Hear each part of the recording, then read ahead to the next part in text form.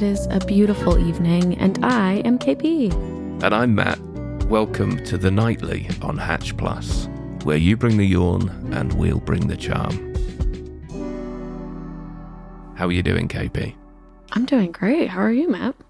Yeah, not too bad, thank you. Yeah, getting by. It's been quite a long week, to be honest. I had a real faux pas.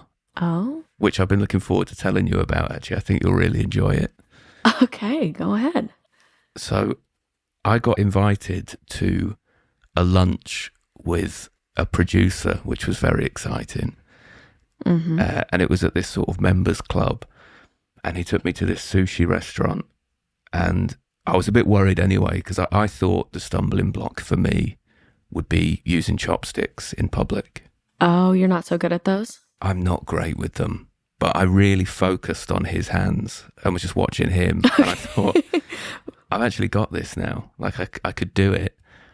And I got these salmon and avocado rolls. So I thought that's safe. It's a great one. That's what I go with too. And then how would you feel about this if you saw on the side of the plate a big like dollop of extra like avocado, like guacamole, like... No, Matt. I know where this is going. Uh-huh. And I tried to dip it and it didn't dip. And I thought it must be cold or something because it's not, I can't dip it. It's just sort of a lump. Mm-hmm. I thought, well, I love avocado. So I put it on top of the roll, the whole thing. The whole dollop? Yeah. And then ate it. And then it felt like my face was on fire. Like, I don't, have you ever had that burning that goes through all of your sinuses? Oh, yeah. It goes straight up into your brainstem. Wasabi especially that's hurtful spice. I can't tell you how unpleasant it was. But obviously I didn't want to draw attention to it because it was embarrassing. So I just tried to suck it up and my eyes were watering and I got to like a whole bottle of water. Oh my God. It was so horrible. I mean, the producer must have thought you were so cool when you put all that on at first, thinking you're just like some sort of spice god. Yeah.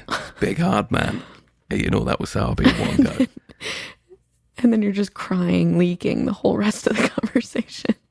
It's the sort of embarrassment hangover you feel as well when you start Yes. tying all the pieces together and you think, oh, maybe actually Like, did look who at me a did bit that? weird when I was putting a whole thing of wasabi on one salmon roll. I still stand by the fact, what are you meant to do though? Because it's a solid block. You just take your little chopstick, take like a side of it off, and then wipe your chopstick on the top, you know?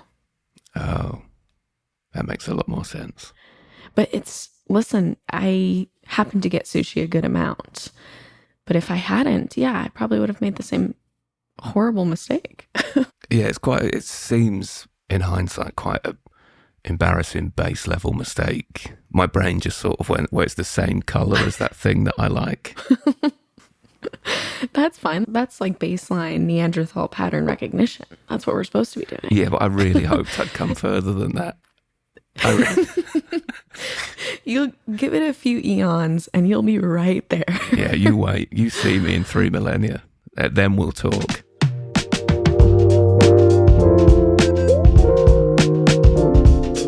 Well, how about, do you want to play a little snooze or choose? This is a new wild game where I'm going to take you through some of the trends that I've been seeing in fashion or culture, in anything really. And then you're going to see if we want to snooze that trend or if we'll choose it. We'll be on board. Let's do it.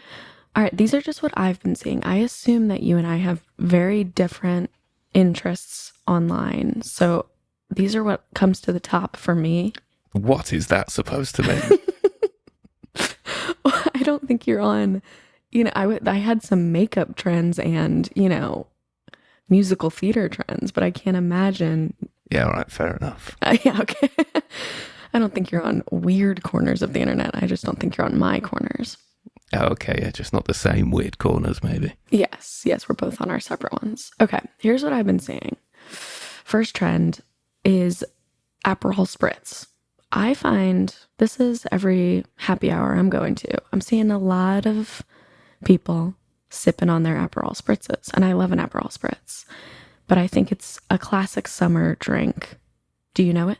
Yes, I do. And Okay. I almost foresaw this trend coming because I went on a stag do a few years ago in, I think it was Cologne, and they had like those inner city beaches where they just make a beach and just plonk it in the middle of the city. Yeah, they're just like, here, take it. Yeah, absolutely. It's just a car park covered in sand. Don't say we never gave you anything. Here's some sand and rocks. And an Aperol Spritz bar. And see? And it was heaving. But it was the only sort of thing that was in that area. So we went and sat there for ages. And I think out of the maybe 18 of us, I don't think any of us liked Aperol Spritz to begin with. But it does grow on you after the sort of 5th or 6th. Honestly, you're right. Because my first one, I was like, what's the big idea? It's kind of, because it is bitter. It's a bitters-based liqueur thing. So it's a little, it's not so refreshing. And then you have a few more and you're like, hey, they're on to something with these. It's summery. It is summery. I also think the color goes a long way for me. It's a cute drink. Yeah, it's branded well as well, I think. All the colours and the font and everything says lovely, refreshing, summery drink. Okay, I am choosing Aperol Spritz. I like this trend. I think it'll come back next summer. I think it's a great summer drink. Choose. I'm going to join you. Great. I'm not totally sold that I definitely like it yet, but I do think it's going to keep coming back round and it will grow on me year on year. So yeah, choose. Yeah. Okay, great. My next trend that I'm seeing, and it's a little past its prime, but I'm still seeing it, is the soft mullet on men. Do you know what a soft mullet might be? I know what I assume is a hard mullet. What's a soft one? Okay, so a hard mullet, of course, is, Billy Ray Cyrus back in the day, country singers. It's business in the front, so that's short, kind of messy front. And then party in the back, so that's long, just straight. Yeah. Soft mullet is going to be, we kind of take that whole thing down. So it's now still textured, messy in the front, but we shorten those sides. And then you kind of got just like a little duck tail in the back. So it kind of just goes to like maybe the top of your spine. It's as if you have a long haircut, but you're just cutting those sides short. So it's a soft mullet. It's still long in the back, but not like, a good mullet is like to the middle of your back. These are not that. And would you say that to qualify as a soft mullet, it should be sort of permed on the back? It should have some texture there, yeah. I think it's fairly inoffensive, I think it's definitely easier to get away with than a hard mullet. Yeah, I have not seen the trend of a hard mullet come back, but I would be really interested in that. What, in terms of for you or just seeing it around? Well, I just think I like when people are taking big swings. I agree that the soft mullet is very inoffensive. I think it's a good haircut. I also think if you see it on the street, you're not like, oh, that person has a mullet. It's being quite generous with the term mullet in general. I think a big, juicy mullet is a fun fashion risk that should come back. I think we should be bringing back the real 80s hairs. I agree with you if it's for the right reasons. I think NASCAR drivers, people who kind of live the life of a mullet as well as having one. Because quite often I see when it was a big thing, having a mullet, I'd see them in town where I live, and it's just like I know that you work in recruitment, like you haven't got the attitude of a mullet. It's sort of cultural appropriation when it's like that. If you're on LinkedIn, you can't have a mullet. That's just a rule. Yeah, I just think it's too try hard. I just think, what are you compensating for with that fringe and back? Like, what is it that you're missing in your personality? If you know what crypto is, you shouldn't have a mullet. That's not counterculture. I think that's it, isn't it? That should be the test. Like when you walk into a barber's and they say, hey, Bitcoin's going up, isn't it? And if they have a conversation about it, then you're not having a mullet. I'm not doing this. I can't do this for you. Get out of my studio. Do you know what? Based on that, I don't mind the soft mullet as a haircut, right? No. But purely because I think it might be a gateway to someone with the wrong attitude getting a full mullet. I'm going to have to snooze it. I think that makes a lot of sense. I think I'll snooze it too. It doesn't even look like a trend anymore to me. It looks like a regular haircut at this point. So I'm snoozing this one. Agreed. All right, we'll stay in the kind of fashion-y vein with the trend here, because this is one that I'm on the verge of buying, so I'm curious if you like this one. Puka shell necklace. They're coming back. Do you know what a puka shell necklace is? I'm going to shock you. I haven't got a clue. Okay. Tell me, what's a puka shell necklace? Okay, well, there's a traditional puka shell necklace, and this was very 90s fashion. It's kind of a choker length necklace, and it's just full of thin white shells all over it. Men and women would wear. Oh. And they're coming back, and I think it makes sense. The trend is shell necklaces in the summer. It's too easy. I do actually know what you're talking about. Now, did you ever watch wrestling? I did, yeah. It's Rikishi's necklace, isn't it? Yes, I should have. We could have saved so much time. Yeah. Okay. Rikishi's got a really, his is ornate. He's got a lot going on his, but it's like a similar idea there where that's that length and it's shell. Yeah. But in general, while I got you, what do you think of men with necklaces in general? Chains? You're all good? Yeah, don't mind that. I wear a chain. Yeah, Okay. I'm absolutely fine with that. The only thing I would say about the Rikishi necklace, though, is it does seem it might be quite limiting in terms of what you can pair it with in terms of the rest of an outfit. So usually what you're putting it with a puka shell is like beach-ish wear, though. So it's like you do want maybe a light button-up, open a bit. So you're showing the beachy necklace there. You might want like a little silk dress if you're a girl. It's like, oh, I just spent the whole day on the beach and now I'm headed out to the oyster bar. Got you. It's pretty summer specific. Yeah, it's a seasonal specific, isn't it? You're not wearing it like to Christmas dinner. It's not an all year round kind of deal. No. Well, based pretty much purely on Rikishi alone, I'm choosing it. Yeah. I would love to be able to get away with wearing that. Yeah. I'm choosing it also. I think this is one of those 90s trends to me that definitely has legs. It's just all white, so it does match with a lot of actual color things, but I think once summer is over, we're probably going to lose this trend, so everyone should jump on while we have it. Yeah, I definitely think you should. If it's on your mind, I think you should do it and do report back. Yeah. I want to hear what sort of compliments you get in, any sort of wrestling fans get in touch or anything. I'd like to know. I'll do an unexpected trend to wrap us up here. The unexpected trend that I'm seeing is it's a real scary movie renaissance, I think. So I think the trend is good scary movies in the summer. Not literally scary, as in like the parody scary movie, or just horror films generally. Horror films, yeah, sorry. Oh, okay. I thought you were going to go down the like the sort of 90s teen trash kind of movie trend. No, I was talking regular horror. I think, I've seen a few that have hit theaters that have gotten all really great reviews. And I'm like, I like a little Halloween in the summertime vibe. I like when movies don't have to wait until October. They're like, no. Scary movies are for any time, which I do agree with.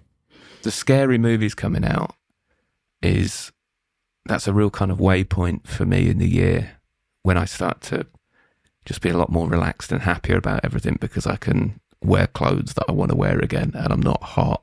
Yeah, you like to layer. I like to layer, and I just like I like the coziness of October, and I put Halloween decorations up in like end of September. Like I love the feel of it. Yeah, I agree. I love Halloween.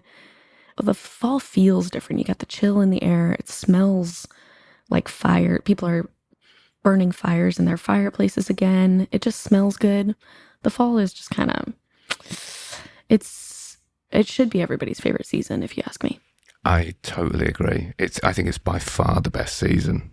Like, and the smell, like just the general smell of cold weather, I really like. Yeah. Pumpkin smells and all that. Big fan of it. Apple cinnamon, apple picking. We have some of that over here.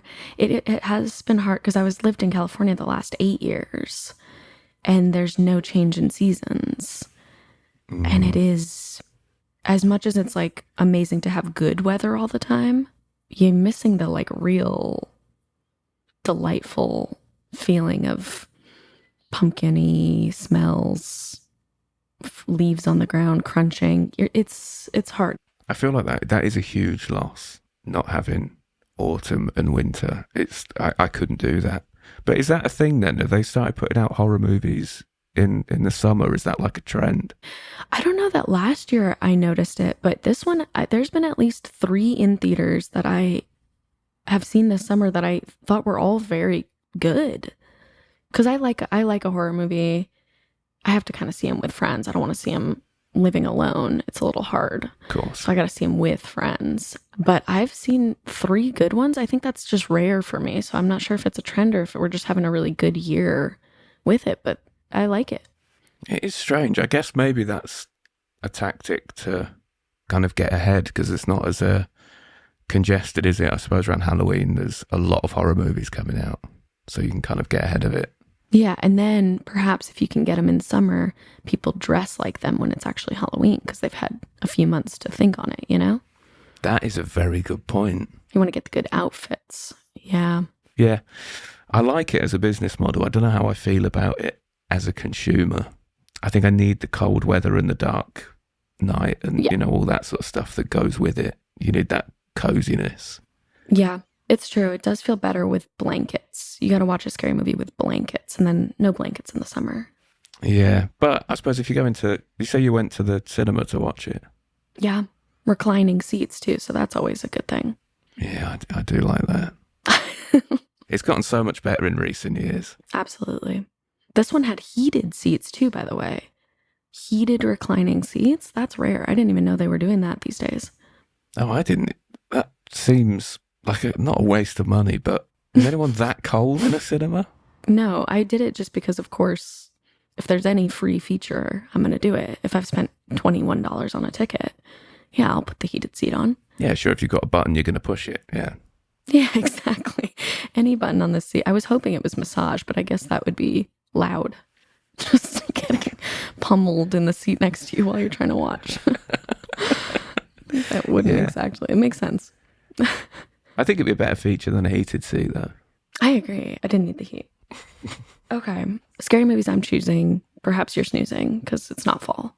Yeah, well, I can appreciate it. And if it gets... Okay. It's a good excuse to go out to the cinema, isn't it? And I'm all for that. So I'll choose it. Okay, great. Well, Matt, we have discussed all the trends that I've seen. And I think you had really good takes. And we chose all the good ones.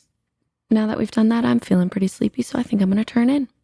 Yeah, me too. Thank you very much for all the information on soft mullets. It's something that I'll really use that going forward. And I will talk to you next time. Yeah, you're going to have your soft mullet and your puka shells on. Next time I see you, I know it. That was just you wait. Night, KP. Good night, Matt.